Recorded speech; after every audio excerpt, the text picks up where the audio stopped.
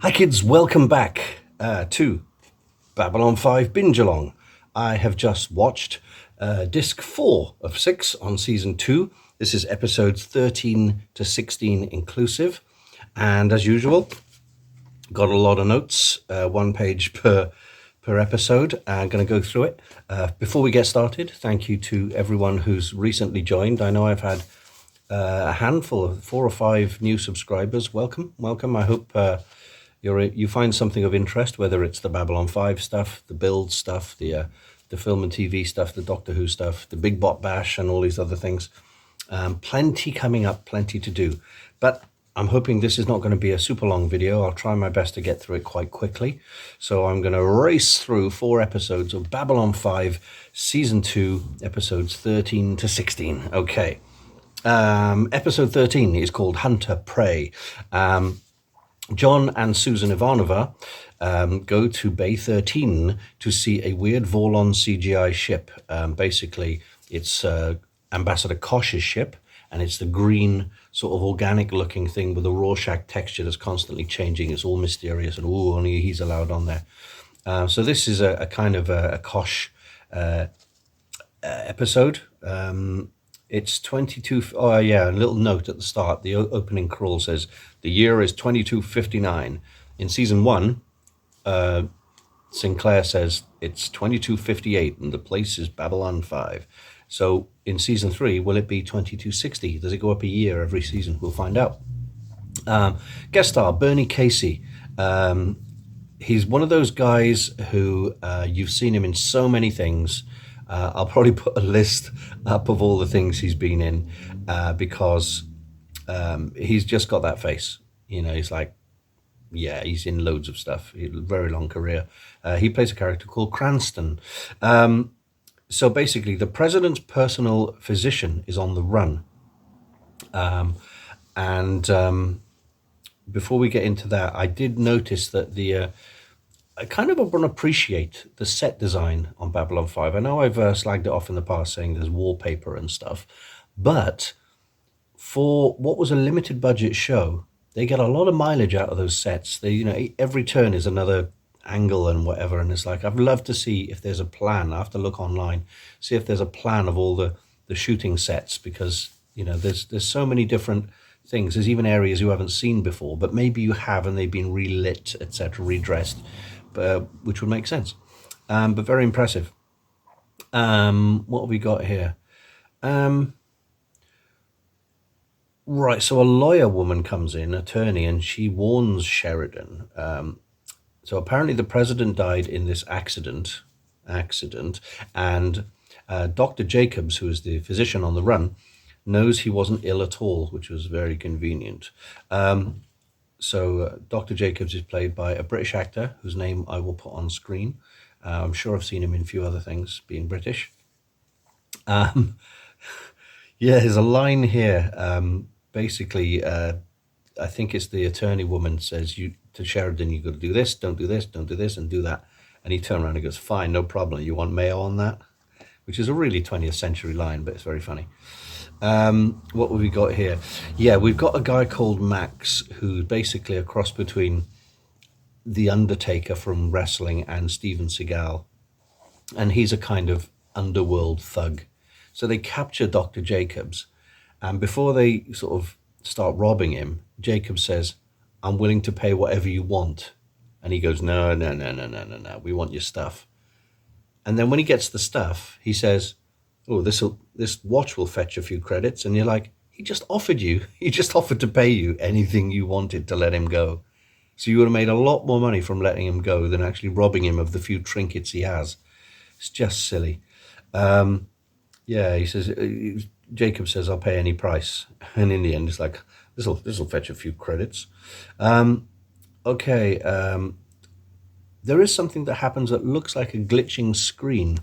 They point out the potential location of Jacobs on this screen on the wall, where it's a map of the Babylon 5 station. But every time they pointed it to talk to it, it changes to a different view, then it changes back. It's constantly glitching from one to the other. It's like they couldn't get it on pause so they could go, oh, he's in this area, because it keeps changing over. And that happens all the way through it. So I think that was a slight cock-up. Sheridan goes to see Kosh, and Kosh says about, Sheridan asks him questions like, what do you want and stuff. And he goes, never ask that question.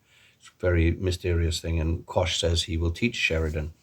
In the end, Kosh hid Jacobs in a artificial coma on his ship so he wouldn't show up in scans. So they managed to get Cranston and his goons off the platform. Not a bad episode. Like it. I like that Kosh was in it. And it was a cat and mouse thing for this Jacobs guy. And again, it opens up a little thing about the thing back on Earth, with the president being bumped off and replaced. Episode 14 is called There All the Honor Lies. There's a cold open, as there usually is. Merch discussion between Susan and John. They're in his office, and she's like, oh yeah, they've decided, the Earth forces have decided we need a merchandise shop on Babylon 5. And there's a couple of sort of in-jokes there. First thing she says something like, what does she say? She's something along the line of, this is a Deep Space travesty or something like that. And I was like, this is a little hint at Deep Space Nine. And then she says something like, oh, Babylon 5, the galaxy's last best hope to make a quick buck, which is a nod to the opening monologue, the galaxy's last best hope for peace. So that was good. Sheridan gets robbed and kills a Minbari. This is a big setup, basically. He gets his wrist link stolen, chases the guy. Another Minbari threatens to take him out. But luckily, someone's left a gun on the floor, a human gun, which he shoots the guy with. So Sheridan's been set up. Talia Winters comes back. This is the second episode, by the way, that doesn't have Jakar in. And Veer says he can't stay. And I was like, what's all that about? And that comes back later on. In the merchandise shop, which is obviously the B story, there's a model Star Fury.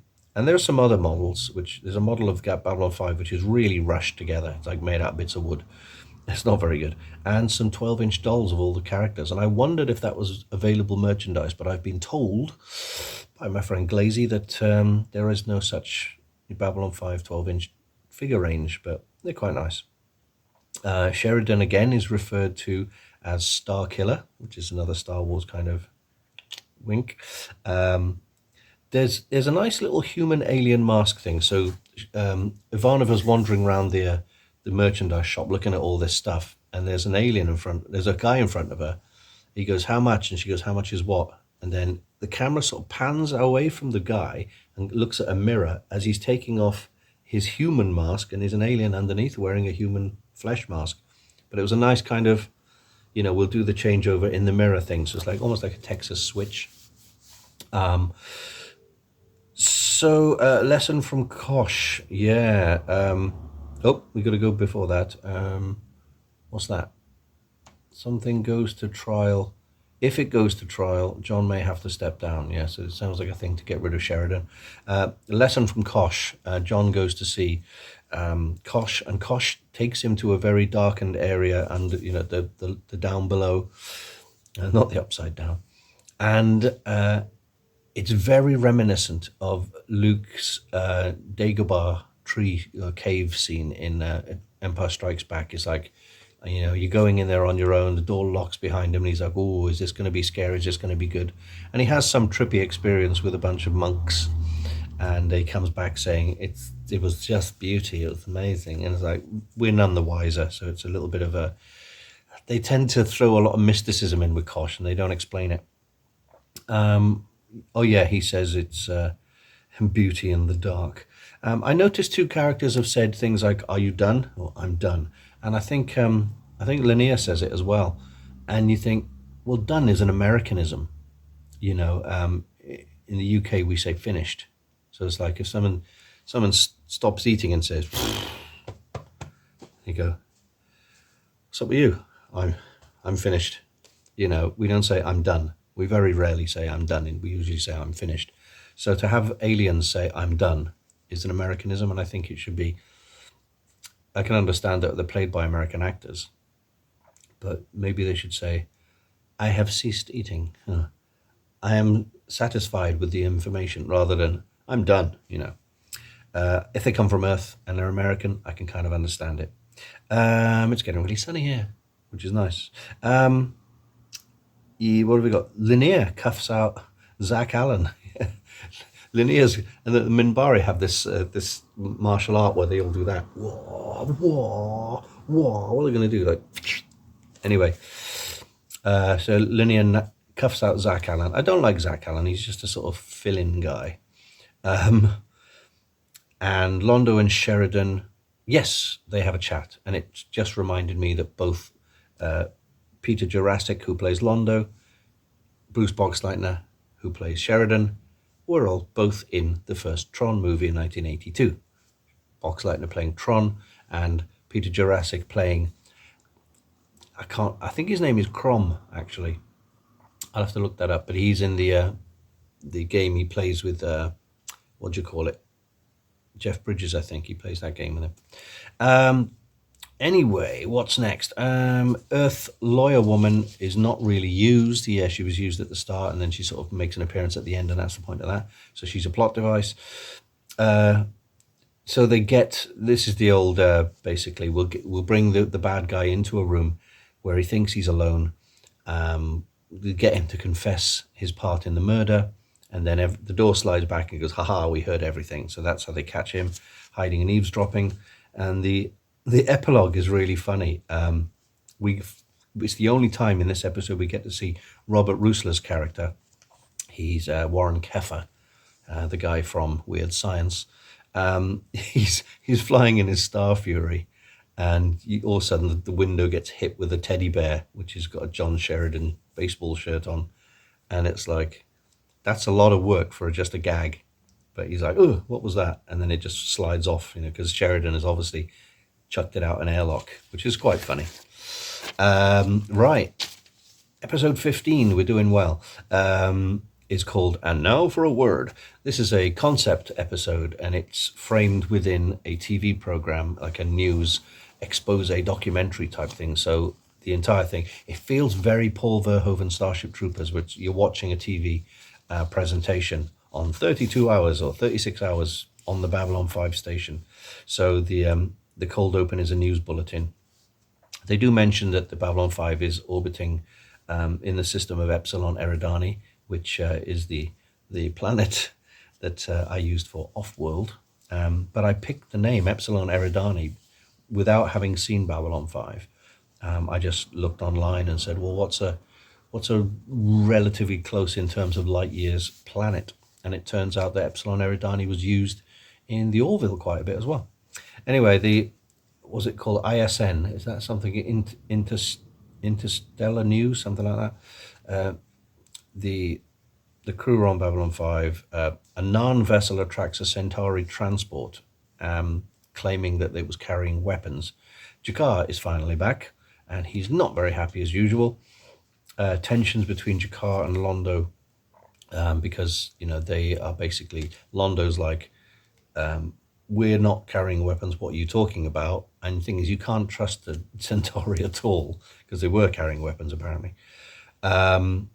Sheridan orders the Furies to open fire, and a couple of ships are blown up. So the Narn send another huge battleship along, threatening to take on Babylon 5. But in the last episode or two, Babylon 5 was, when all the grunts arrived in the previous disc, Babylon 5 was refitted with loads and loads of weapons, so it can probably hold its own. Londo threatens Babylon 5 with the ship, yeah. It's like, just chuck the pair of them off, I think Sheridan basically says something to them to that extent, as like, you come here to be ambassadors for your race, and all you're doing is basically, acting like a pair of children. We should just get shot, the pair of you. It is then there's an advert. It cuts to an advert which is for Psychor, and it's hey Johnny, I've got latent, little Johnny's got latent psychic abilities, and a Psychor guy in black turns up in his living room and goes, hey Johnny, you can come with us. We'll train you up to be a Psychor officer. And it's very kind of very Paul Verhoeven, and it turns out that Senator Quattrell, who's now kind of taking over the presidency on Earth, is played by a guy called Christopher Curry, who played, I was like, oh, has he been in Total Recall before? I was wrong. He plays Rico's dad in Starship Troopers. So there's the Paul Verhoeven, another Paul Verhoeven connection. Both the ships get destroyed. They destroy each other, and then I think it's the Narn ship, I think it is damaged and tries to escape via a wormhole type thing, and blows up. And there's a nice anti-war speech at the end from basically everyone, because they ask everyone, the main cast, was it worth it? Is it worth it? And they all say it's kind of worth, being here and doing that. It was a silly episode. It was a bottle episode, really, more in like, maybe it's because we're on season 2, maybe it's a kind of thing for people who've never seen Babylon 5 before to get an idea of what it's all about, told through a documentary TV show, that kind of thing. It was all right. I mean, it was nice that there was some spaceship action going on instead of all talk, which I liked. Here we go, episode 16 is called Into the Shadow of Zahadum. Zahadum is a play on some of the Lord of the Rings things. I can't remember the name of it off the top of my hand, but Zahadum is very similar to a location in Middle-earth. Cold open is injured Narn with 20th century crutches, not cretins. You see these injured Narn walking along, getting sent to medbay, and they're some of them are walking on crutches that I got from the NHS down the road when I had my knee surgery. It's just like, you didn't futuristic those up a bit? You didn't spray them gold? Anyway, it's national health stuff. Morden is back. I hate Morden. He's talking to Veer, because Londo's not in this episode, I don't think. Veer is very stressed out at having to hold secrets now for on behalf of Londo. Veer has a conscience where Londo really doesn't.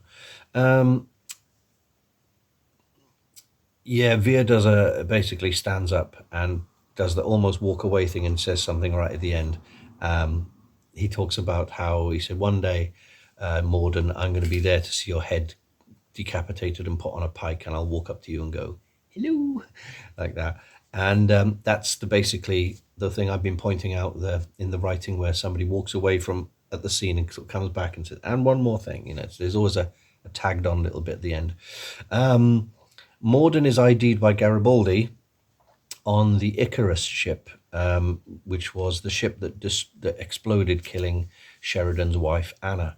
But Morden seemed to have escaped. So obviously Sheridan's got his bee in his bonnet. I've got to speak to this Morden guy. He knows if he escaped, if he survived, maybe my wife survived. If not, what does he know about the destruction of the Icarus?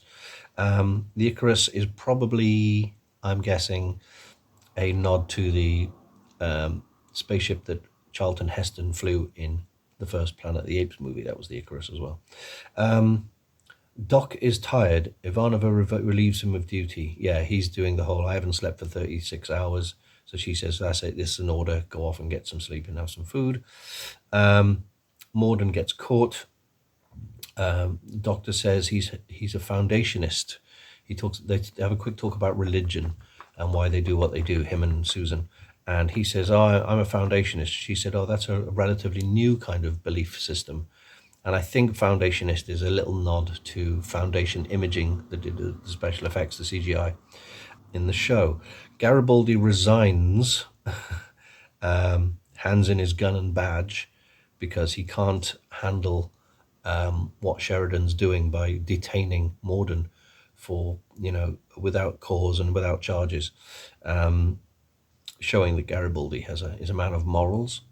Sheridan puts Talia near Morden. Yeah, he asks Talia Winters to probe his mind, and she says, I can't do that. It's not ethical, or whatever reason. Like the Psychor ethical. But in the end, Sheridan sneakily, has the two of them walk past each other in a corridor, knowing that she would pick up his thoughts in her psychic mind. She sees the shadows and wonders what the hell it is, and after she recovers in medbay, she slaps Sheridan across the face, which was kind of deserved. Another mention here, I hate the lighting in medbay. For a medbay, it's supposed to be clean and empty and sparse and kind of look clinical. But they've got a million sort of grills on the ceiling and loads of light, just like walking into a disco. I don't like it. It's far too busy. Delenn and Kosh tell Sheridan about the shadows. Yeah, they weren't going to tell him. Delenn needs to open up a bit more. I'm sure she will, because obviously she ends up marrying Sheridan at some point. But they talk about the shadows. Well, Delenn does all the talking and Kosh just stands there like a lemon. Kosh is the last of the first ones, apparently. So he has to stay hidden in his suit. So we know a bit more about Kosh now. The World War II story about the Enigma machine and bombing Coventry.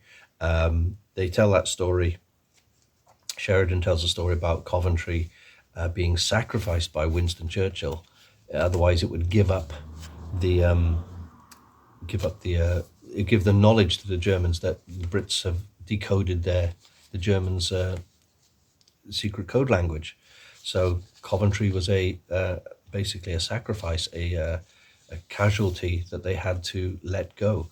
And interesting, but also a bit silly that Sheridan keeps pronouncing Coventry as Coventry, because obviously he's got the word coven at the start, so Americans probably think, oh, it's Coventry, isn't it? It's Coventry. But yeah, nice injection of British history there. I quite like that. Sees the shadows. Yeah, he basically looks at the monitor in Morden's cell, and he says, I'm never alone. And, they get Zach to tweak the ultraviolet spectrum of the camera and everything. And for a brief second, he sees the shadows, so he lets him go. And then he goes back to see Kosh and says, right, well, I don't know what the thing is, but my recommendations have changed, my requirements have changed. I want you to teach me how to fight them, because at some point I'm going to go down to where my wife was, and I'm going to take as many of them with me. And Kosh is like, all right, I'll teach you. It's like, ooh. So, that's like a mid-season cliffhanger, but we do have 3 more discs to go. No, 2 more discs to go after that. And that's it. And I did that in 22 minutes. I'm quite happy about that. Yeah, so another 4 entertaining episodes. The storylines are definitely different, and the structure of the stories is slightly different from the first season. The first season, obviously, finding its feet like any series would. And the second season is, right, let's start getting a long thread all the way through it, which is the coming of the shadows and, the importance of Kosh and, and the ongoing bickering between the Narns and the Centauri, which is, I don't know if that's going to start irritating me. Because it's a constant will they, won't they? That the 1 minute they're close to being friends, and you kind of want them to put their differences aside, but they both hang on to the history. In the episode "A Now From a Word," they interview Jakar first, then Londo, and you see the different perspectives. They tell the same story, but Jakar says, we were enslaved, and Londo was like, we civilized them, we taught them, we gave them more gifts, and they were just ungrateful. So it's just saying that there's 2 sides to every story, right? Jakar does a really good speech about, I would put it up, but I'll probably get copyright strike. But he does a speech which I actually video clipped and put onto my Facebook, because given what's going on in the UK, in the world at the moment, especially with the Iranian situation, the Americans did a preemptive strike in Iran. Jakar says something along the lines of, why does a superior power attack an inferior power? Is it because of land? Is it because of resources? But most of the time he says just because they can. And I thought, ooh, deep. But it's the same old story, and people don't seem to learn, do they? Anyway, I hope you have some thoughts, and hopefully it's given some of you... who's that? That's Londo. I hope some of you have been tempted to go watch Babylon 5 if you haven't seen it before, or rewatch it if you have seen it before. Again, I appreciate comments underneath and stuff. I would rather you didn't put spoilers. I mean, it's not going to bother me too much. It's not going to stop me from watching it. You know, I think it's been so long since Babylon 5 aired, the spoilers are almost unavoidable anyway. So it doesn't really bother me. I'm watching it for the sake of experiencing it rather than, ooh, I wonder what happens next. It's more a case of, look, I've got an idea who survives, you know, because it's been going for years, and I've seen certain bits and read certain things. You know, like I know that Sheridan's still alive, and I know Sheridan gets married to Delenn and blah, blah, blah. You know, most of the main characters are not going to get killed off. So it's not like a Joss Whedon thing where, you know, your favorite character dies. But yeah, let me know what you think. I prefer if there weren't spoilers. It just makes a bit more entertaining for me to watch, right? Anyway, that's it for me for this week. As always, I'm shooting these videos sort of way in advance, so you may get this video after a video where I've got short hair. But yeah, this hair at the time of shooting this, I really like it. I've never had long hair before as a kid. My mum wouldn't let me have long hair. I always wanted long hair. And I grew up in the 70s when everyone had long hair, but we weren't allowed long hair. It is an absolute nightmare. You can not do anything with it.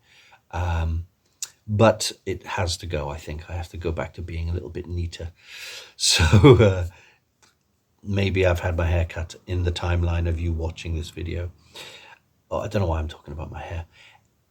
Anyway, ladies and gents, thanks for watching. In these troubled times, how about just remember, try to be nice to everybody. We're all under certain amounts of stress and even stuff we don't even know about. We're all the main character in our stories, and we should try and make the effort to be a little bit nicer to each other. And if that just means you don't put a comment that says something horrible to anyone online or on social media, we should all just strive for a bit of that at the moment, because we're all too stressed out and life is very difficult and unaffordable at the moment. So with that nugget of wisdom from this complete idiot, I will say, take care now. Bye-bye then.